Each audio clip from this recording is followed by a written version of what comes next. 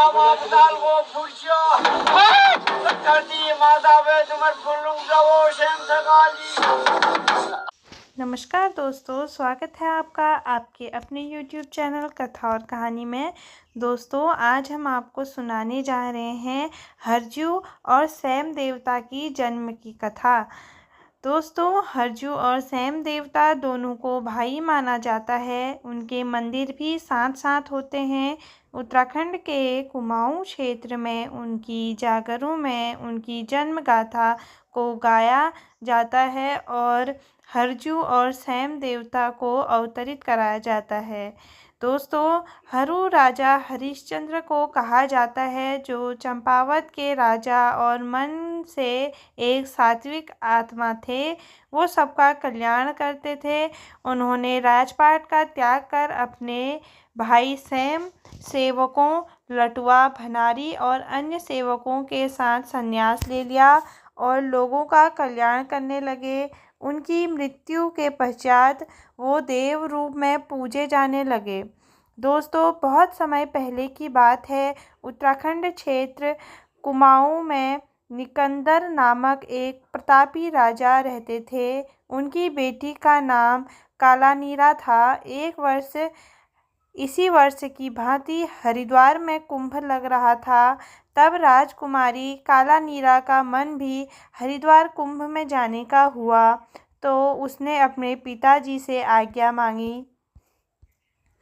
तब पिता ने कुंभ में अकेली बेटी को भेजने से मना कर दिया, मगर कालानीरा नहीं मानी। वो जिद पर अड़ गई।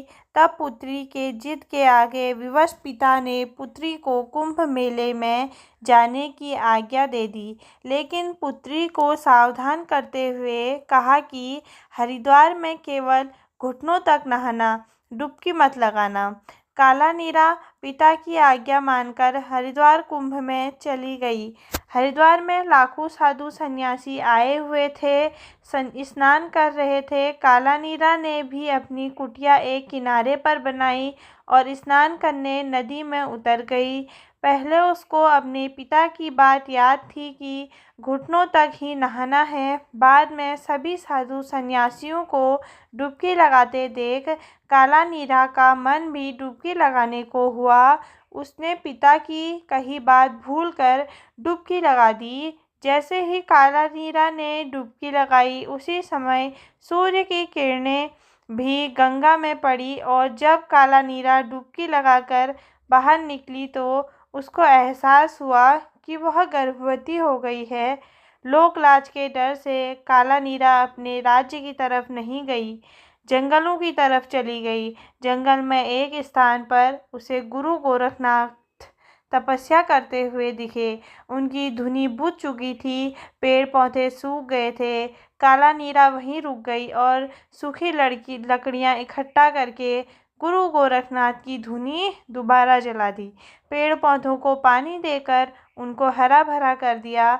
जब गुरु गोरखनाथ की तपस्या पूरी हुई तो वो बहुत प्रसन्न हुए।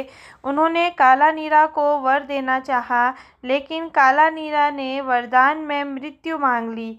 इस अजीब वर को सुनकर गुरु गोरखनाथ ने उसके दुख का कारण पूछा। कालानीरा ने सारा वृत्तांत बता दिया।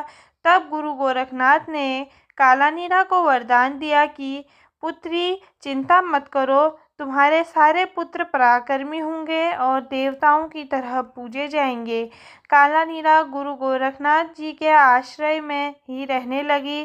कुछ दिनों के बाद कालानीरा की बाईं कोहनी से एक पुत्र हुआ, जिसका नाम गुरु गोरखनाथ ने हरु रखा। एक दिन कालानीरा स्नान के लिए नदी को गई और बालक हरु आश्रम में गुरुजी के पास बैठा गई, किंतु बालक हरु चुपचाप माँ के पीछे पीछे चल दिए।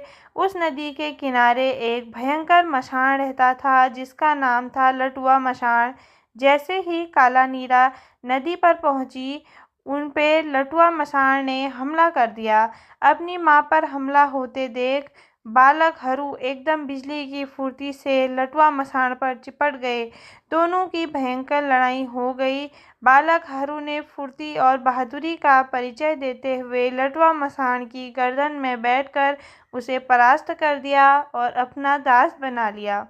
उधर गुरु गोरखनाथ ने हरू को आश्रम में नहीं देखा तो उन्हें लगा बालक को कुछ हो गया या कोई जंगली जानवर ले गया। उन्होंने कुसा का तिनका लेकर उसमें अपने तपोबल से प्राण फूंक दिए और हरू के जैसे एक बालक को जन्म दे दिया। जब कालानीरा पुत्र हरू के साथ आश्रम पहुंची तो वहां हरू के जैसे एक और पुत्र को देखकर चकित हो गई। तब गुरु गोरखनाथ जी ने कालानीरा को सारा वृत्तांत बताया। गुरु गोरखनाथ जी ने कालानीरा को वरदान दिया, जो पुत्र जन्म में श्रेष्ठ है उसका नाम हरू और जो कर्म में श्रेष्ठ है उसका नाम सैम होगा।